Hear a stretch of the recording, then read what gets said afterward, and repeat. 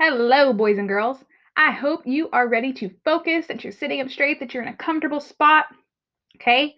So that way you are ready to focus on this lesson because we have lots to learn today.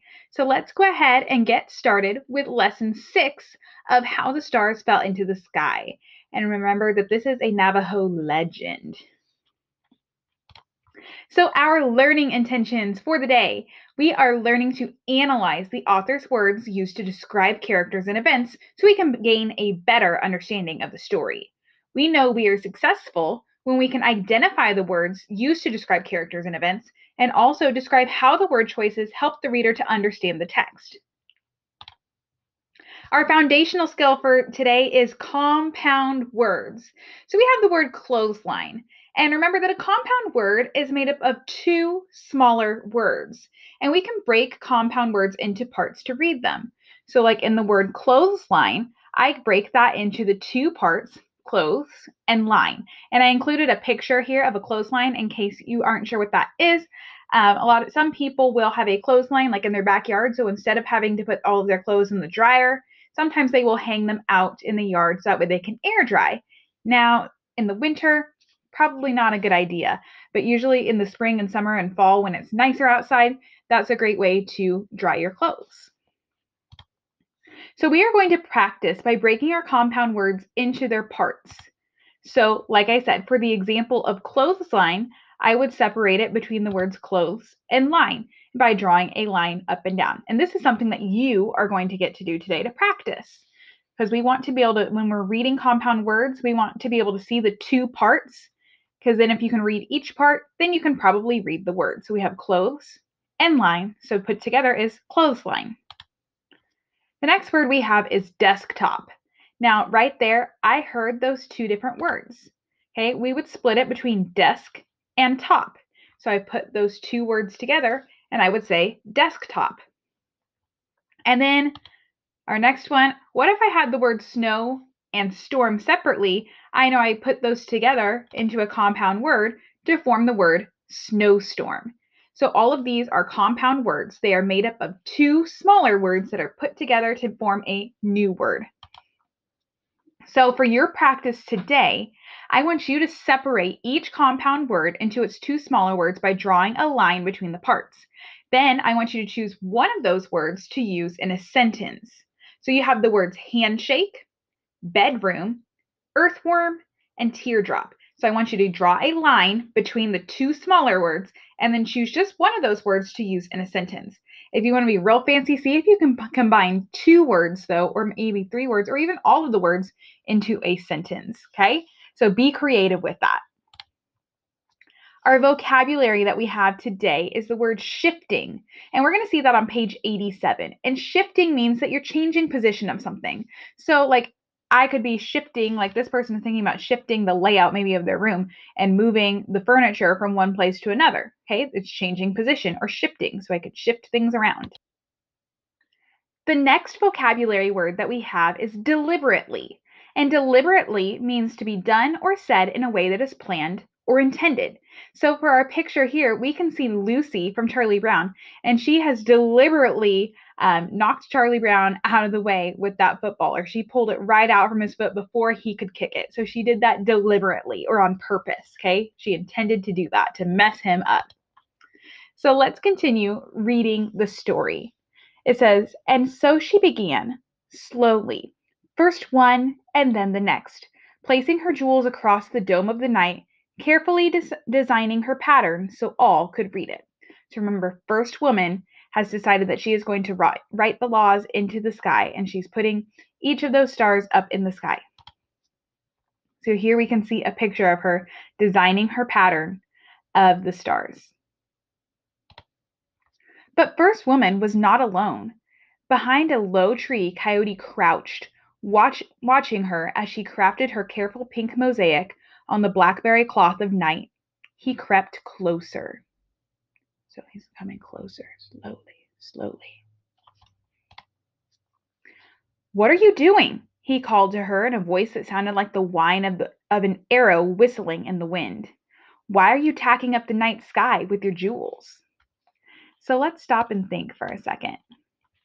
How does Coyote feel about first woman tacking up the night sky with her jewels? What do you think he's feeling right now? Well, he starts by saying, "What are you doing?" And it says that he called to her in a voice that sounded like the whine of an arrow whistling in the wind. So he's kind of whiny about it. So maybe he's not really liking what she's doing. Okay, because he's like kind of like, oh, what are you doing? Why are you doing that? Okay, so I'm kind of imagining him having this little bit more of a whiny voice. Okay, so I don't think that Coyote is really a big fan of what First Woman is doing right now. Or maybe he's a little bit confused. Let's keep reading. Oh, she answered, deliberately shifting a star. So remember, she's doing that on purpose. She has a plan. I am writing the laws so all the people can read them. There will be no confusion if we can always see the laws. Her hands glowed from the warmth of the stars she was touching, and she smiled as she toiled. May I help? Coyote asked. First Woman nodded. Begin here, she said, and handed him a star. So our next little stop and think question is, what evidence from the text shows that First Woman trusts Coyote? How would we know? Why would we think that First Woman trust Coyote? Yeah, like as you can see, First Woman hands him a star. So she obviously trusts him enough to be able to let him include him in her project. Okay, so because she gives him a star. If she didn't trust him, she probably would not hand him a star to have him help. So let's think about the characters that we have in this story. So remember that the author's word choices can help readers to understand a character's thoughts and actions. Okay, so we want to think about, the author gave us this description. She smiled as she toiled. What is that? How does that help you understand First Woman? And we'll reread this page.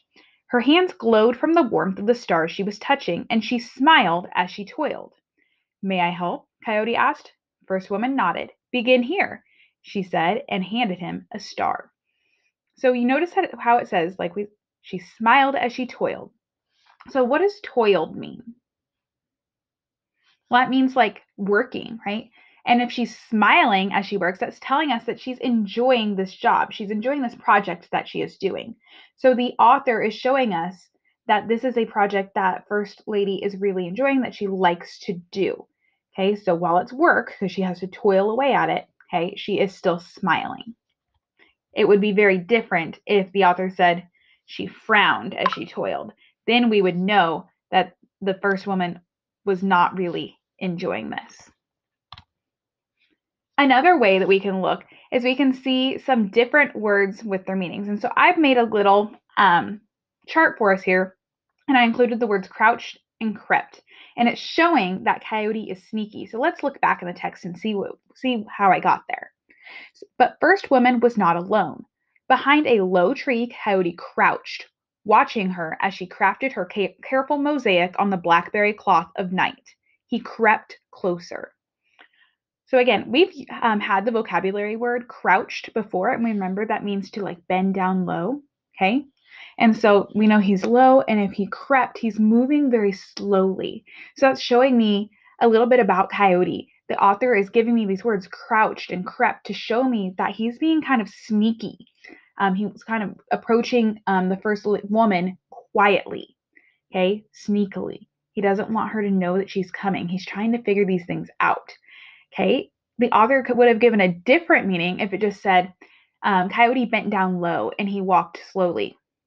Okay, using the crept and crouch, that's really showing that more of like the sneakiness. Okay, so that was a way that the author chose some different words to make the story more interesting and to give you a better understanding of Coyote. So your reading response, and we've talked about this a little bit already. It says, what does the description "she smiled as she toiled" tell you about First Woman? And I've included that page for you again.